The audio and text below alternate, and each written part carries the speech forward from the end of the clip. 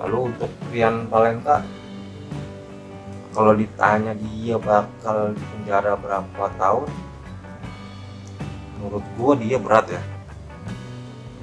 karena dia itu kabur, dia tidak mau bekerja sama, dia ditangkap di jalan kan, di pinggir jalan tol.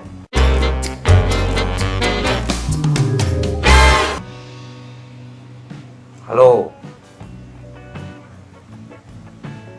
sobat milenial, apa kabar kalian semua? Assalamualaikum warahmatullahi wabarakatuh. Selamat datang kembali di channel INRP. Ya, harapan ini menjadi channel edukasi ya buat sobat milenial semua. Edisi kali ini gue sengaja pakai ini ya. Ya, anggap aja masker sebagai simbol kondisi bangsa kita saat ini yang sedang dilanda pandemi COVID-19.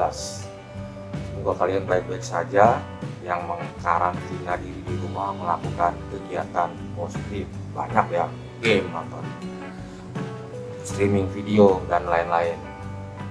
Gue terakhir upload video itu Desember tahun lalu ya, atau sekitar 4 bulan lalu. Sayang juga channel ini kalau nggak upload lagi sejak itu, apalagi subscribernya sudah lebih dari 1000. Seperti yang gua sampaikan di video sebelumnya, gua ini bukan YouTuber, bukan juga konten kreator. Gua udah punya kegiatan lain sehari-hari, jadi ya agak bingung juga mau ngaditin channel ini. Banyak pertanyaan sih yang keluar dalam hati, mau diisi konten apa, dan apa yang mau dan ada yang mau lanjut nonton nggak setelah video gua yang terakhir yang bikin heboh Eric Colin itu.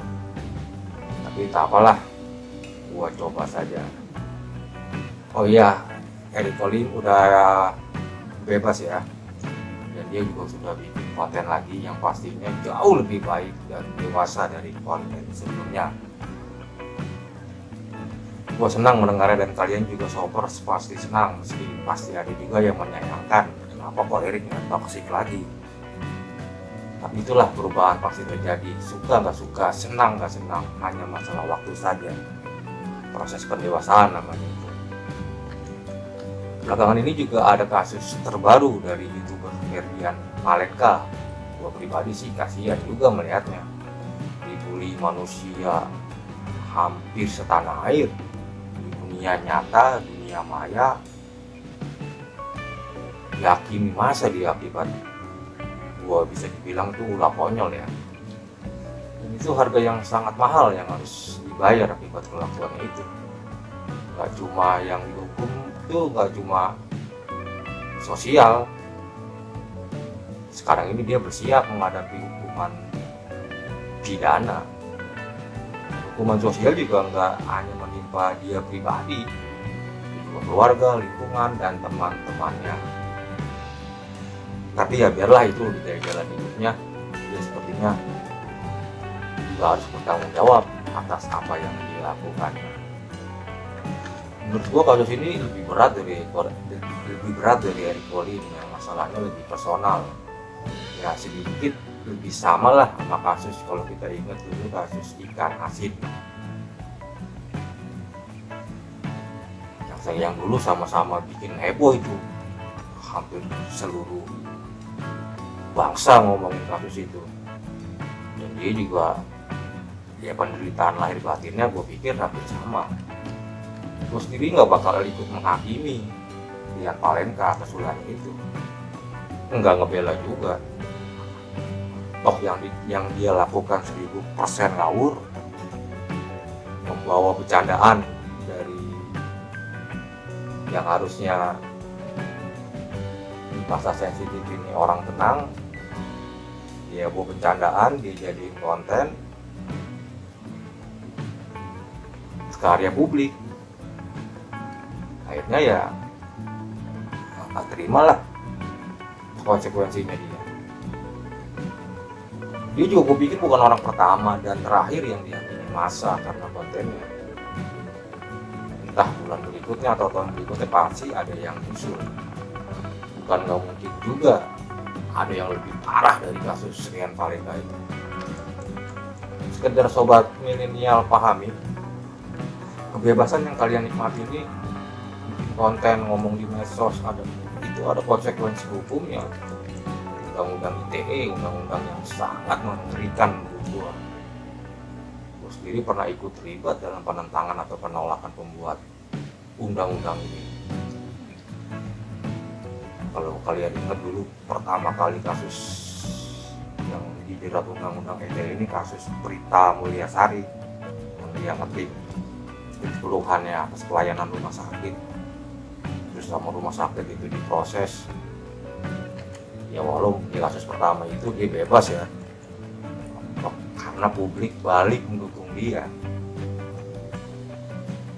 Undang-undang ITE ini beberapa pasalnya itu seperti karet, bisa ditarik kencang, bisa dibuat kendor juga sesuai yang mau pakai. Itu kayak main jepretan. Itu artinya undang-undang ini bisa digunakan oleh siapa aja, dan itu delik aduan, yang artinya siapa aja yang merasa dirugikan bisa lapor ya, bisa diproses bila yang mengadu itu apalagi punya kekuatan ya, misalnya kekuatan ekonomi, dia uang, seperti kasusnya Prita Mulyasari melibatkan korporat, atau banyak kasus lainnya yang melibatkan orang-orang kuat. Itu pasti ada tekanan dan itu pasti diproses.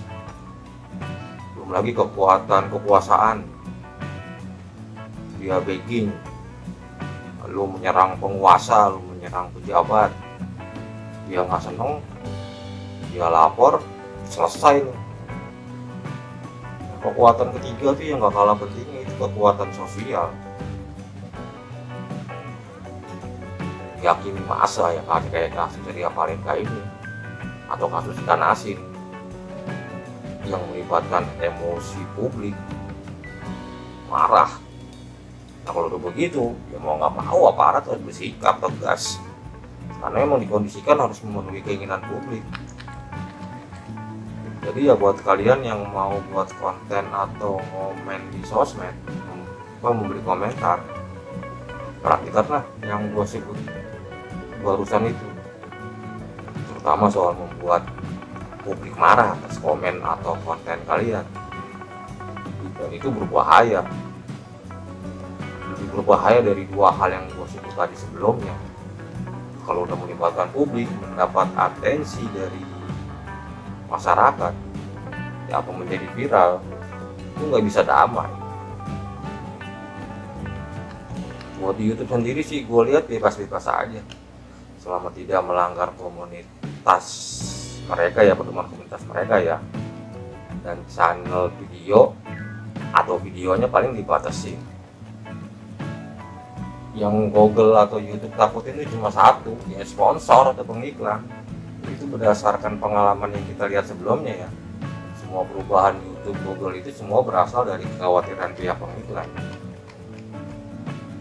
Gua sendiri sekali lagi bukan YouTuber, apalagi influencer. Video ini aja belum tentu ada yang nonton. Tapi bukan berarti gua nggak bisa mengingatkan kalian untuk bersikap dewasa dalam buat konten atau ngomen sesuatu di medsos.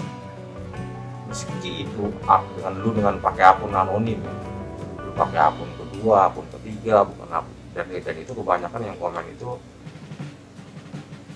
berdasarkan pengamatan gua tuh akun-akun anonim, yang dia tuh punya akun khusus dia sendiri, dan juga dia punya akun cuma khusus buat komen.